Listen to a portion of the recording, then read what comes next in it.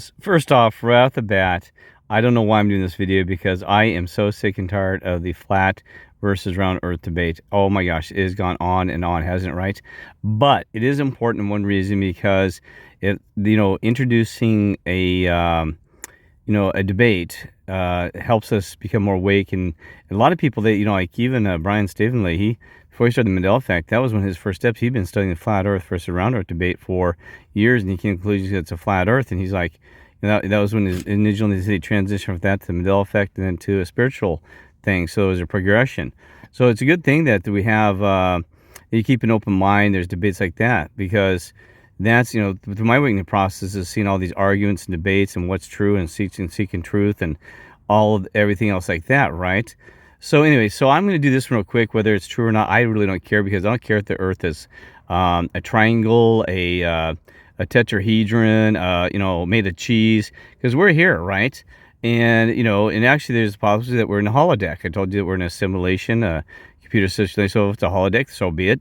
Like I said, don't freak out. That still means we have a God and creator that's, running this holodeck and this and thing in charge. And we probably got several, co-angels up there. We call them angels, whatever. And, and everybody's worried about the aliens. Well, they said, well, the aliens in charge of Titan. Well, guess what? They're trapped in this universe with us in this fishbowl. So even if you said, oh my God, well, it's some advanced species, they're in here and they're, we don't know if they're good or evil, and they're out there. And well, we got the Palladians versus the Plutonians, and they're all trying to, there's a war and it's all angels. Well, guess what? Your God, creator, and all the good ones are still in control, because it wasn't, it already been a disaster, right? So, it's, if you got to think way outside the box. Think further than me, because you got to go think way beyond. Come back. You got to think way beyond everything, because we're just fishing a fishbowl. And believe it or not, and then I heard some guy that he had this video about how he'd been talking to the aliens and this and that. They've been telling this and that. And I'm like, well, okay, that's. And then all of a sudden he says, all of a sudden he says, well, I got to charge money for this. But I know that's fine. Donations, yes, but don't charge money for something. He said that the aliens came and gave him all this information, how we're going to be loving and peaceful, and we're not going to need money very soon. So he's out there collecting, and he's hoarding treasures here, versus in the spiritual, in the heavens, like you said in scripture, you can't collect your treasures in heaven, not here on earth. But I'm not trying to judge him. You might need to try to raise funds, this and that, right? But, provide another outlet for people who want to learn. If you're telling the truth, if it's true that the aliens gave hit for free, he should hand it over, that same information free. Imagine if the Lord, God sent the Lord. I'm getting an analogy. These people are filthy. This guy pisses me off, to be honest. I'm pissed. A lot of these keep doing this, Somebody asking for money, this and that, buy my damn book, and, subscribe to my videos. Don't make money off of something spiritual, folks. I mean, that's what the church is. That's where in the damn mess. The Catholics trying to make money, all this crap, and everybody's trying to make a buck. It's okay to probably make a buck and, help yourself and others off this, but don't sit there, provide a way of getting it free for the people that may not afford it, or are trying to seek their spiritual and find out the truth. You got to be kidding me. Do a donation, whatever, or, how many of these actually give back after they get their money and say, well, I'm going to give back here and that. Well, I mean, that's not going to go there. I mean, I was just so disappointed in garbage. So here's the thing. You get this guy who gives you free money. From the angels give him something for free. He said they came out, and the angels, no, he didn't say angels, he called them aliens. They give him all this good information for free. So he turns around and tries to say, oh, I'm going to thank you for the information that you gave me. I'm going to make a buck off of it now. Really? You got to be kidding me, bud. I mean, so that's why I've been watching these videos, more of YouTube. They had some really cool stuff talking about how, oh my God, he explores some areas that hadn't really, I just kind of touched and dabbled in them, but he actually expanded on and has some good, all sounds good, man. Just tickles your ears like demons. Like they said, Satan has got his little demons just tickling your ears and make you all happy and smile and say, oh, that's so cool. And people always, I hate that new term. They said, I can, what is it? They said, resonates with me or some kind of weird crap. I mean, it's okay. I used to go, anyway.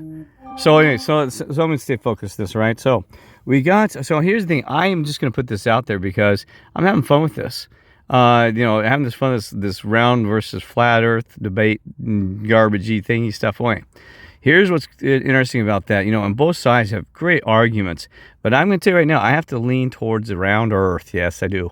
Even though I worked for satellite mission controls for Lockheed Martin, the trajectory and the calculations had to be with gravitational pull. We had to calculate those in a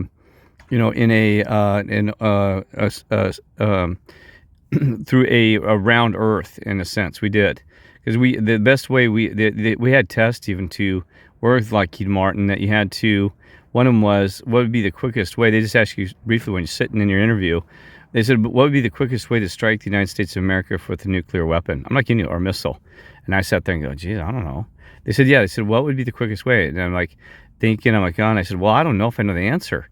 And I'm not really into military and nasty stuff like that. And I said, well, so I got part of it. I said, well, I guess you'd shoot, if you're like Russia, you'd shoot over the top of the North Pole because shorter distance. And they said, oh, yeah, you got it right. They said, yeah, it'd be shorter distance over the top of the North Pole. And they said, but what calculations do you use? I'm like, so can you go through the formula calculations? I'm like, oh, you got to be kidding me. I never really studied that. I mean, I studied some trigonometry and calculus and no gravitational pull. So I just said, you know what? I'm going to have to get back to you on that one, because I said, I know what the formulas you'd have to find to do that, but I don't have the answer offhand, but I would definitely get that answer for you. And sometimes that's what they're looking for in an interview, is just to say, oh, well, he just didn't throw me. I have no idea. They want to see, hey, did he say more? He goes, yeah, he said when they reviewed it, he said, yeah, he said, yeah, I'm not sure what the answer is, but I will explore it and figure out what that answer is for you. That's what you're looking for, drive, that they're going to, they want to have drive behind them, just throw up their hands and say that. Boy, now I get way off topic. Boy. So here's a couple things. I'm going to start with the Coriolis effect. Now, I don't know anything about this, new to me. But basically what happens in this effect, if the Earth did not rotate on its axis, the atmosphere would only circulate between the poles and the equator. So I don't know if this is how much true, but they go back and forth between there, right? Because, yeah, they said it circulates, like it passes back and forth, right? But the fact that it rotates, it says, because the Earth rotates on its axis, circulating air is deflected towards the right of the northern hemisphere and toward the left in the southern hemisphere. This deflection is called the Coriolis effect. Now, that's what's, I never heard anybody in this flat Earth debate ever bring this up, and maybe I just didn't watch it much and didn't care. But I'd like to have them talking about it. Also, they always talk about, well, how could you fly? They said, how come when you fly in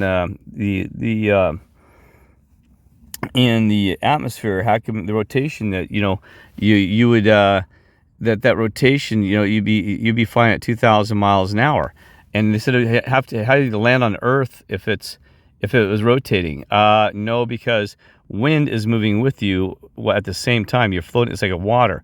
You're in a river. I mean, that was the worst one. That was like, God dang, guys, that's just stupid. I used to fly aircraft. So picture you're already in a river flowing down the river. So it's not like you have to jump on the river or this and that. I mean, you kidding me, folks? I mean, you're already floating. Everything's moving together, right? It's just, oh, wow, that was a bad one. That was a bad one. They told that. I said, that's why I threw my head. So you guys are way digging deep now.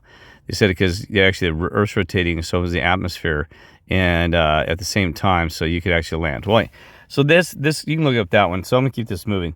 What really I want to get to is the videos. I'm gonna tell you about videos here, and let's see, where's the videos? Okay, come here. I'm gonna bring these up here. I'm gonna pause it just for a second so I make sure I get it